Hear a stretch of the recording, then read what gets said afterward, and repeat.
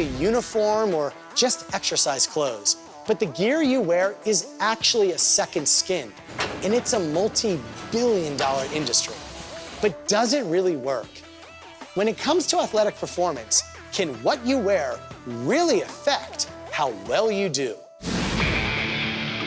Nowadays, most athletic clothing is focused on getting rid of sweat.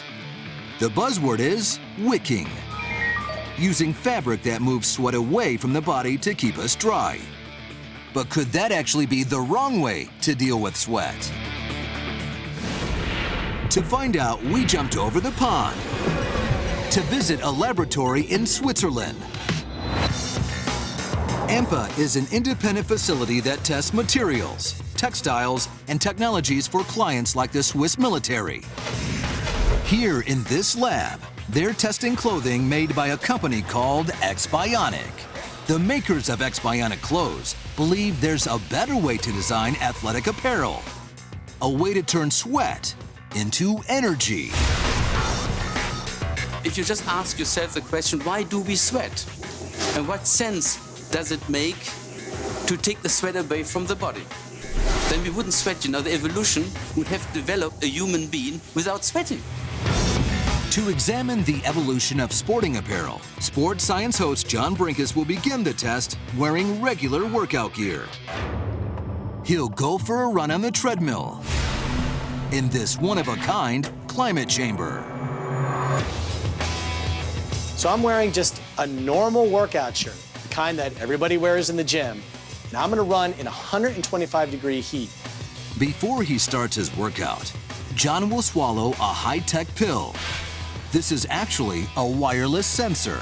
I'm gonna take my thermometer pill so that we can monitor my core body temperature.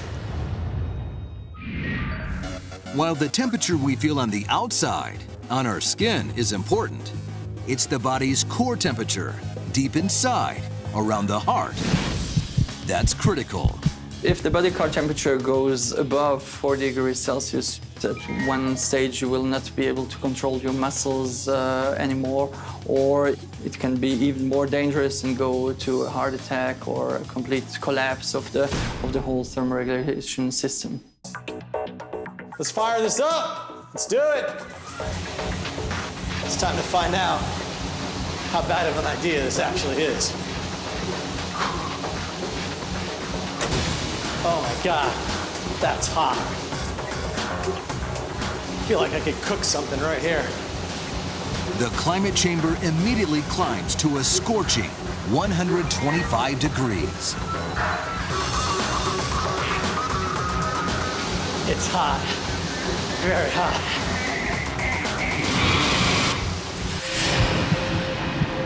The ingestible sensor indicates that John's core temperature is spiking quickly. In only 7 minutes, climbing from 98 to over 100 degrees and rising. I've only been running for a few minutes. I feel like I've been running for hours. I've never run in heat like this. John's clothing is wicking the sweat away from his torso, so it evaporates not on his skin, but on the outside of his shirt. Our thermal imaging camera reveals that it's not helping his body maintain thermal regulation. I'm on minute 12. I don't know how much longer I can make it. John's core temperature is now over 102 degrees. If it climbs above 104 degrees, John could suffer heat stroke, kidney damage, and even brain damage. I don't know how much longer I can go. Oh, I'm really dizzy. With less sweat left on his body to evaporate, John's feeling weak because his body is using all of its resources just to cool down. Very simply, our body only can perform with a core temperature of 37 centigrade.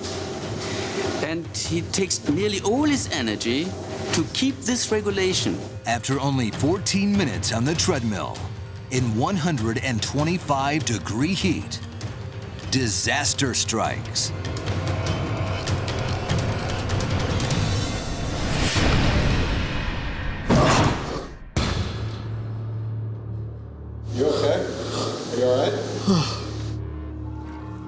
Oh man, I just got really dizzy. I don't know, I just kind of lost my footing, I think. Can we stop for a second? The sensors inside John's body indicate that his core temperature peaked at a dangerous 104 degrees. In less than 20 minutes, he lost over a quart of sweat and became seriously dehydrated. So could John's clothes have actually contributed to his collapse? The makers of X-Bionic sporting gear believe that moisture wicking, moving sweat away from the skin, actually works against our body's built-in cooling system. You will produce more sweat because the body is trying to fight against this overheating. And if the sweat cannot evaporate properly because you're wearing the wrong clothing, then it will produce more and more and more and more. We call that a vicious circle that then at the end will lead to a heat stroke, like a heart attack. To test the theories at work in X-Bionic's revolutionary clothing system, we enlisted a man who has pushed the limits of human performance to unbelievable extremes. World record-holding ultra triathlete, Vincenzo Catalano. An Ironman triathlon is an intense endurance event, a 2.4-mile swim, followed by a 112-mile bike ride, and then a full 26-mile marathon. Vincenzo specializes in ultra triathlons. Double or triple those distances. This Italian has run, biked, and swum more competitive miles than any human alive. I've run 14 double Ironman, 8 triple Ironmans, 1 quintuple Ironman, and 4 times I ran a Deca Ironman. That is the distance of Ironman multiplied by 10, the longest distance ever done in ultra triathlon history. Vincenzo, what we're gonna do is we're gonna put you into the climate chamber. And we're gonna raise the temperature to 125 degrees Fahrenheit. That is hot. What we want to see is how the X-Bionic clothing regulates your body temperature. But what I have is a sensor that you're gonna swallow, and we're gonna be able to see wirelessly what your core body temperature is at every moment. Okay. All right? Here we go. Okay. So, can clothing actually improve athletic performance? That's the question here in this Swiss laboratory,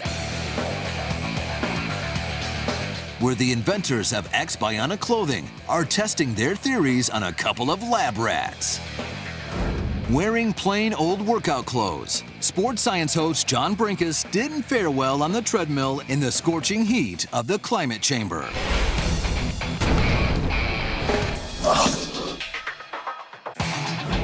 Now, Italian ultra triathlete Vincenzo Catalano is hitting the treadmill in 125-degree temperatures. He's wearing X-Bionic clothing. Could this gear possibly keep his body's core temperature at safe levels in these unsafe conditions? In the blistering heat, it doesn't take long for Vincenzo to start sweating. And the X-Bionic clothing is also working hard. Here's what's happening. X-Bionic's researchers have developed a unique fabric that uses several techniques to keep an athlete cool. Rather than simply wick the sweat away from the skin, the X-Bionic fabric traps sweat in microducts. As the sweat travels through the ducts, it absorbs excess body heat and evaporates on the warm outer surface, releasing the excess heat away from the body. Some of this moisture condenses and is absorbed back into the skin in a cooler state. And panels of microducts are built in where the body produces the most sweat: the chest, armpits, and back.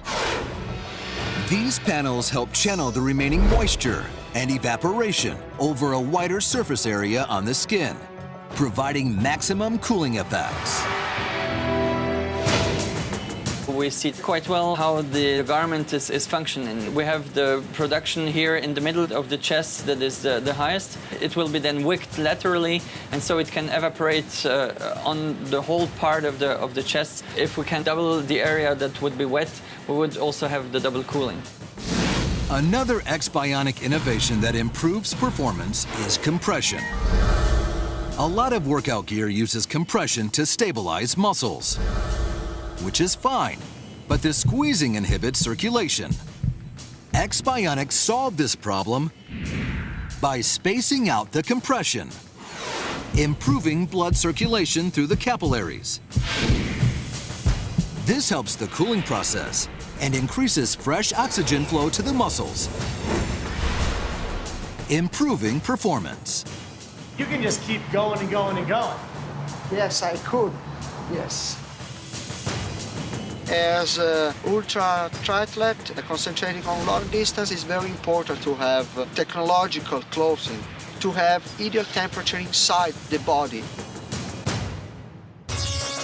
Even if he ran an entire marathon in this 125-degree oven, Vincenzo could maintain a core body temperature below 99 degrees Fahrenheit or 37 centigrade.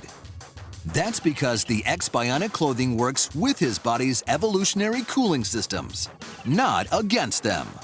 But for an ultra triathlete like Vincenzo, a run like this is a walk in the park. He wants more. So we put him on a bike in a scientifically controlled downpour.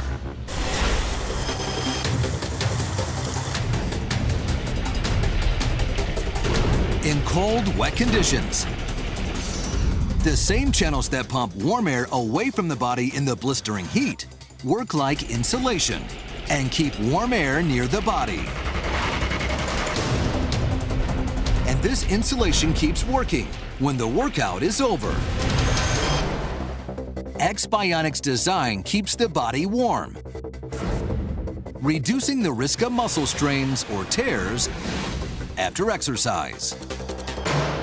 I feel a lot of benefits wearing these clothes. So X-Bionic gear works for an incredible endurance athlete under any weather conditions. But can it make a difference for an incredibly average athlete?